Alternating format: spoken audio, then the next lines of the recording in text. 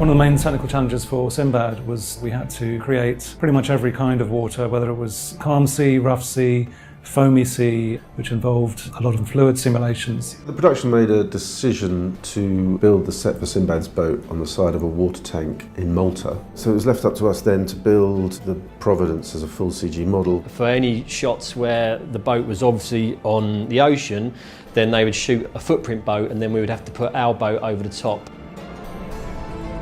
Part of the initial brief was that we would be creating creatures that weren't the usual kind of creatures you see on these fantasy TV shows. They would be more made of elements rather than physical creatures. Well, the biggest challenge definitely has been the Shama, which was the water creature. It was just a huge challenge because we'd done water creatures before, but not like this, not in a room where the water had to interact with different surfaces. Water behaves very differently when you see it going up to the horizon to perhaps when you see it just as a creature where you can see through the water and through the other side. The other challenge is when water splashes, it no longer looks like water, it starts to look like foam. So we had to devise ways of how to make water look like it should, depending on what state it was in. We had to make sure the creatures were photoreal, both in the way they looked and the way they moved. It wasn't like the old Sinbad. It wasn't something that they just cut away from and pretended that the creatures were there. They really were in your face.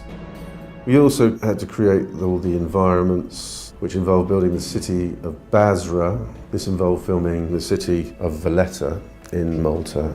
The whole harbour is kind of surrounded by these beautiful old walls, and we used these and some of the older buildings as a kind of foundation. We just looked at a lot of Middle Eastern cities, simple structures. They didn't really want anything to look too lavish. They wanted it to be more like little buildings all mashed together. I mean, for a TV show, you don't usually do lots of 3D matte paintings where the camera flies over really dynamically. We wanted to integrate as much of the live action in as possible with it, like flying through buildings where it would be fully CG and come out the other side into a shot. As the show developed as well, they became very aware of the kind of the grandness and the scale that we were adding to the show. We were taking techniques that we'd used on feature films and applying them to a TV series. In terms of technically what we were doing, we were definitely pushing the envelope for television, and again the idea is just try and make something for TV which you would be happy enough to pay for and watch at the cinema.